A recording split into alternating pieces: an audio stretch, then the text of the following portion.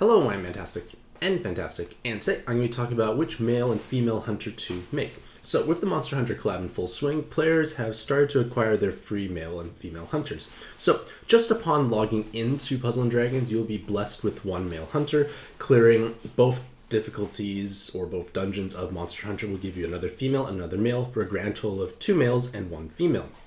And each male and each female hunter has 6 distinct evolutions with varying types of viability or utility, and it's really just a matter of looking at your monster box and determining what you need the most of. So this video / article will provide you a summary of what all those 6 evolutions do, as well as the super hunters, which is basically the new Valkyrie and Zeus hunter, which require a combination of any 3 hunters to be exchanged for.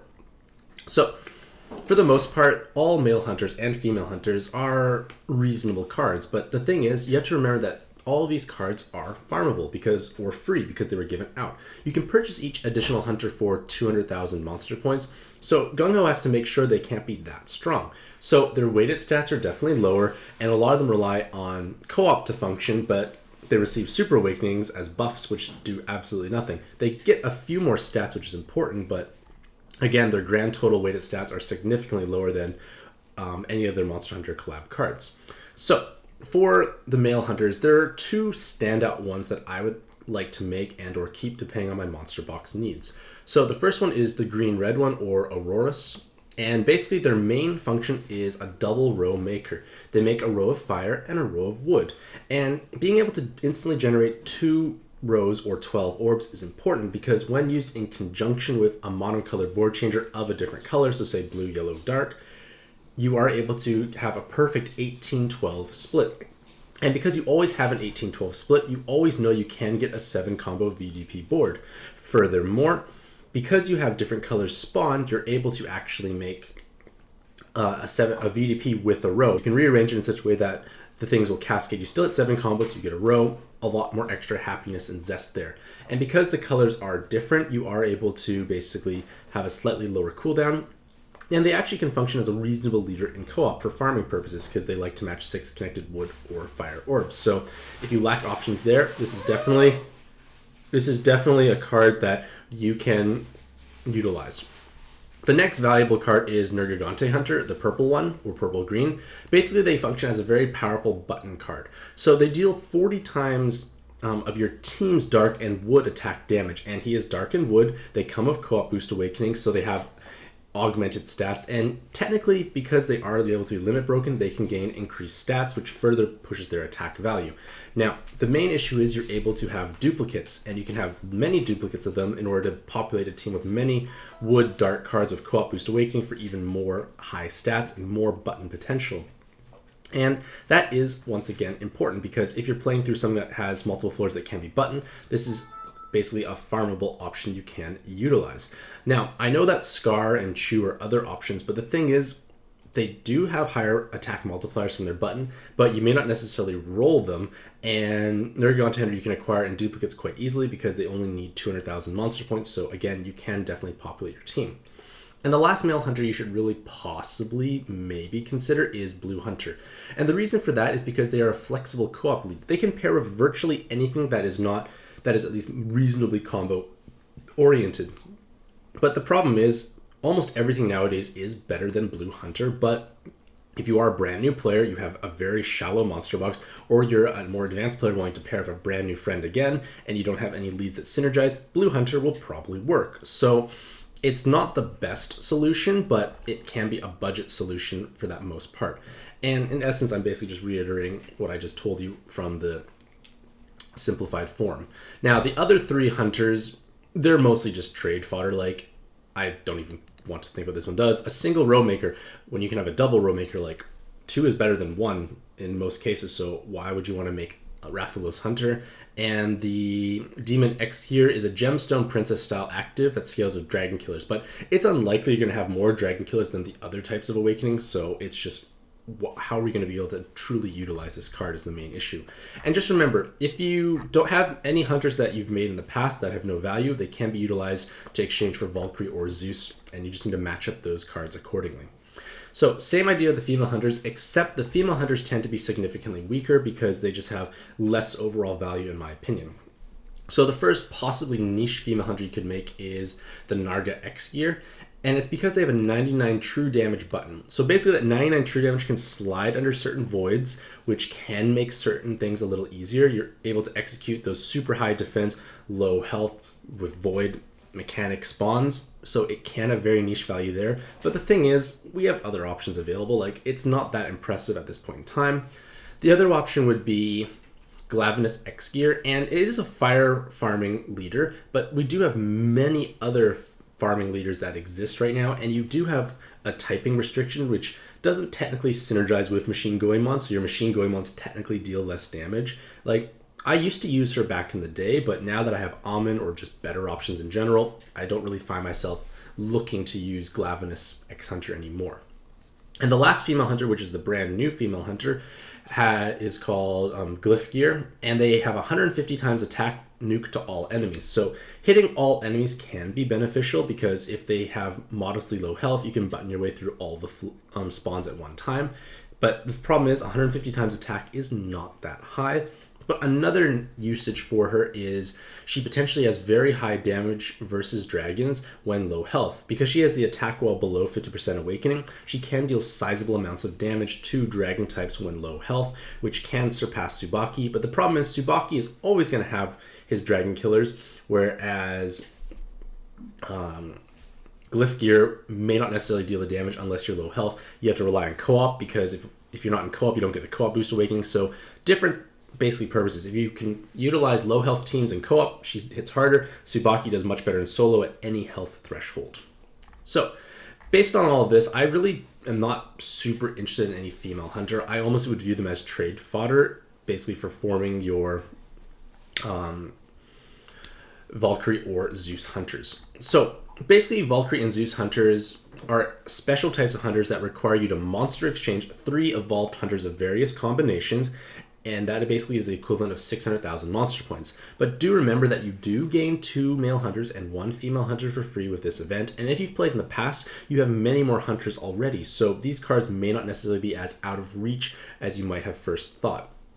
So just remember, these cards are free, farmable, so they can't be that strong or that powerful. You do have to work a bit. You have to acquire the evolution materials to actually make those hunters. But the thing is, Gung Ho has not given us super amazing game-breaking cards for the reason that, well, they are free. So the first one is Zeus Hunter, and he's reminiscent of basically the Zeuses you encounter in Puzzle & Dragons. Basically, his active skill reduces enemies' health by 35%, so a regular gravity, and then for 1 turn you bypass attribute absorb shield effects on a 22-turn cooldown. So reasonably lengthy cooldown, but the thing is, he can be inherited, just like every other hunter. They all can be inherited, which is important because you can utilize those active skills across different teams. So if you're lacking in inheritable gravity, this might be an option. His leader skill is also like Zeus Verse. You have 225 times attack when full health, but you have to make 2 or more combos. And that 2 or more combos is actually a drawback, because Zeus Verse is wonderful because you can make 1 combo and kill things. Zeus Hunter needs 2 combos. I know 2 is not that much more effort than 1, and this is the case where 2 is worse than 1, but it does prevent swipe farming. Like, you use a monocolor board changer and swipe, you don't kill things because you have to pray for that Skyfall. So it just lowers your options by a little bit, but it is a bit of a drawback. But to compensate, they gave him built-in RCV. But the thing is, the built-in RCV probably won't heal that much because his RCV levels are low. And the problem is, the healing takes effect after you match orbs. So if you're not full health when matching orbs, you don't have your multiplier. You'll heal back up, but the monster will hit you back down again. So you have to heal yourself in some other way, or unless the monster itself does not have a 1-turn timer, or just gives you some turns to stall and heal back up. So it doesn't really accomplish that much, unfortunately. So it's just a little bit of a drawback, but again, you're basically directly comparing him to a farmable option. And this is 600,000 monster points versus a Zeus Verse, which is just farmable.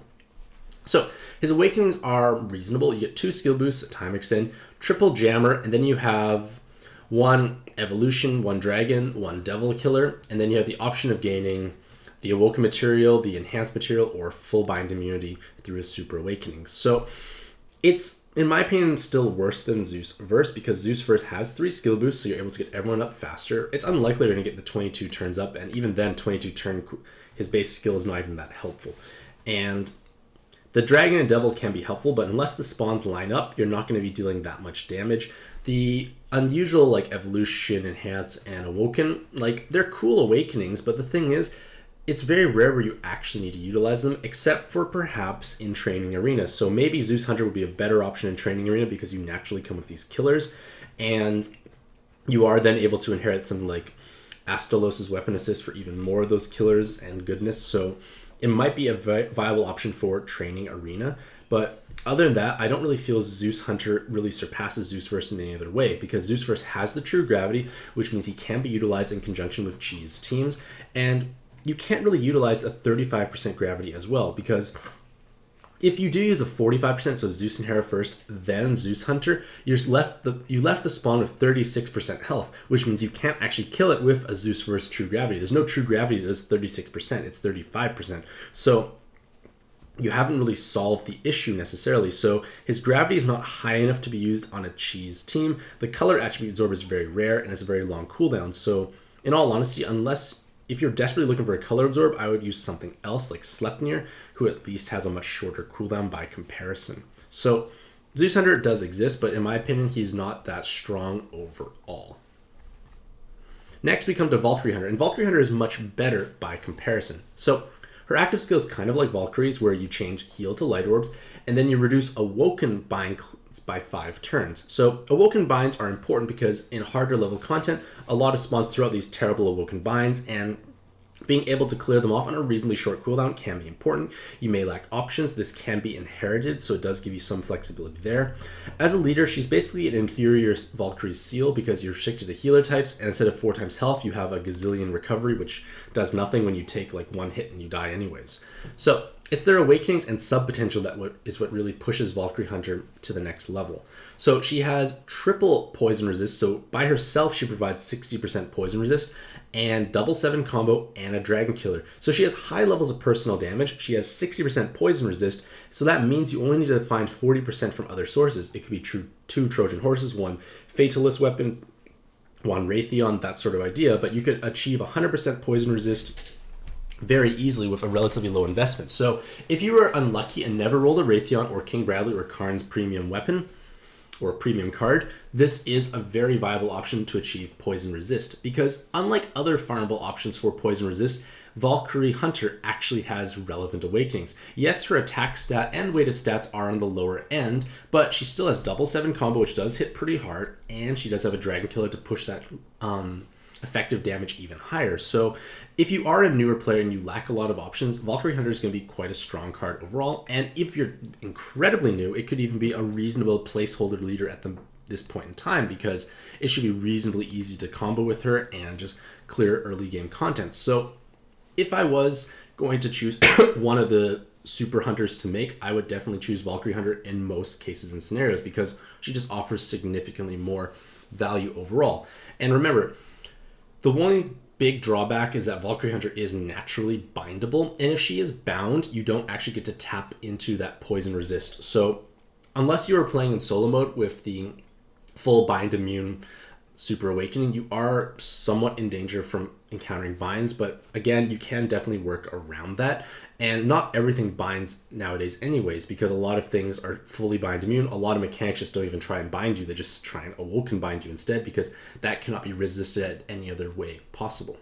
So, in conclusion, the regular hunters, like the male and female evolved hunters, for the most part feel a little lackluster, with the exception of Aurorus and Nergigante male hunter, because, well, they are basically 200,000 monster point cards. They can't be that strong. So their uses are niche and specific, but if you can find value from them, I would encourage you to make them, because they're good to have around. Like, let's say at some point in time you want to start farming things more efficiently. Double row making, if you didn't get Saber Assassin or Yu-Gi-Oh, can be important. But of course, if you already have those cards or other double row makers, or Auroros has less value. Same with Nergigante Hunter. If you don't have enough buttons to really make use of it, it may not necessarily be that strong of a card, but for players who do have the buttons available, it definitely can allow you to farm things more efficiently. That being said, Zeus Hunter is someone I would not make in most cases. Like, I can see it being a bit more valuable in Training Arena, but other than that, we have other things that can clear Training Arena. I don't feel he's that amazing.